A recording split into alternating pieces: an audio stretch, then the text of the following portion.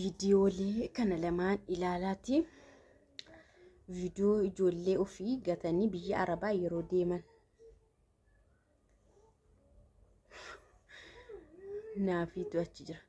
Viidiyoo yeroo daa'ima ofii gatanii biyya Arabaa deemanii. Isheen kun immoo biyyuma keessatti dubartii taate hojii isheen hojjettu. Dubartii taate hojii isheen hojjettu. Isin amma kamiin filattu akka yaada keessanitti? Ijoollee ofii gatanii biyya Arabaa deebi'uu moo yaani baay'inaan namoonni biyya Arabaa kana ijoollee godhatanii ka'anii deemanii warruma dura faa dhaqanii jedhee yaadaan. Baay'inaan jechuudha. Baay'inaan warri ijoollee godhatanii ka'anii ijoollee gatanii deemanii warra dura biyya Arabaa faa dhaqanii arganidha.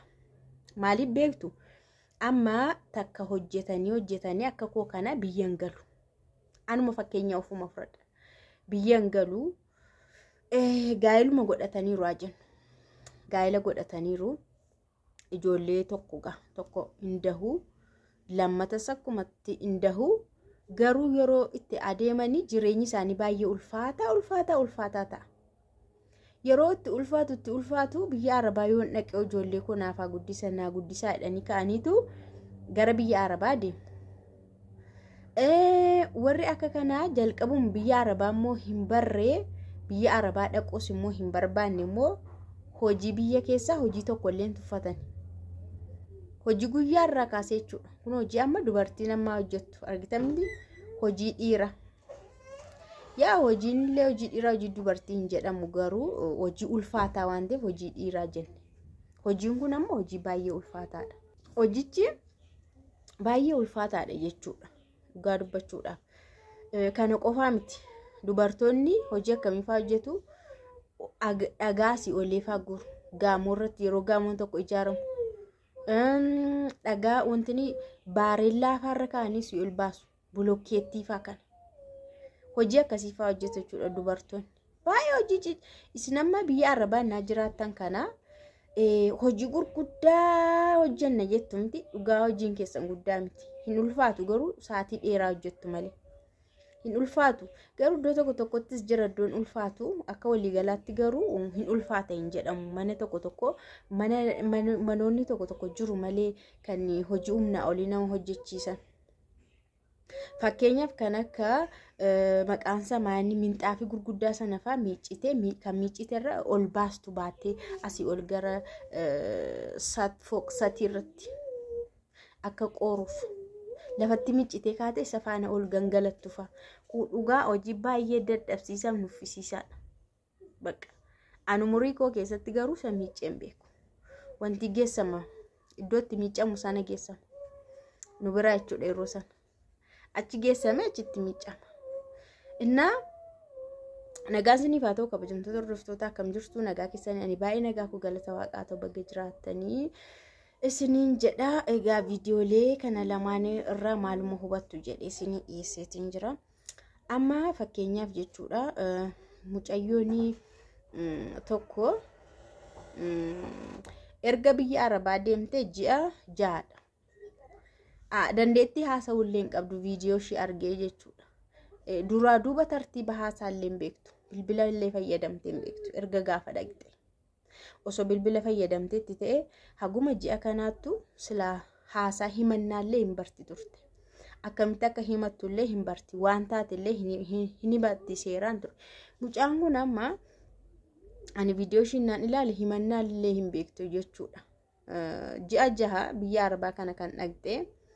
Ji'a 6 keessatti amma bara kana keessa biyya Arabaa kan deemamu baay'ina ijoolleellee sitti himu ijoollee amma kana qabdi siin jedhu maali mana hundumaa sirriitti sitti himu.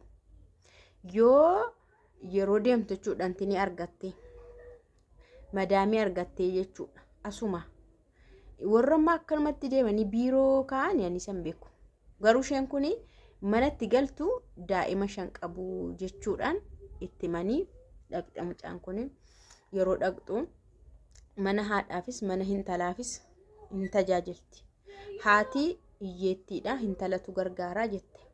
Umaan qabdu haati hintalatu iyyuu gargaaraa jette. Anis immoo ji'a tokko qulqulluu mana ishiin taa'ee dhaqee mana haadhaa kana gaa manni haadhaa arraba haadha madaamotaa moo wasakni isaa wasaka isinitti hin fakkaatin kaddaamaan isaanii jirtu taana hojjettuun isaanii jirtu taana.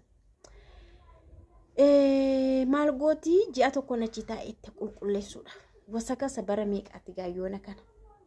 An argeera mana haadha madaamii tokko anuu yeroo baay'ee lolaan ture yeroo mana haadha madaamii nageessiti. Intalli ishii jirti intalli ishii immoo jirti mana sana ijoollee sadii faana isheen qodaa kana isii meeshaa kana zafazzaftee maxbaqa keessa kan torban tokkoon ta'a xiraa ishee mot ufee dhiqa jettee kan zafazzaftee keessa baqa madaamii faana qallaalii hin wallollu tuma akkas jennu madaamiin garuu gaafa iddoo sana deemtu hadiyyaan sii kenna dirqamaa toon taane na sossobdi hadiyyaan sii kenna. Umme miskiina naan jetti. Achi maaliifin kaasee yeroo baay'ee mana haadha madaamii kaddaamaan badaan jirtu. Kanuma intalaa geessanii hojjechiisu.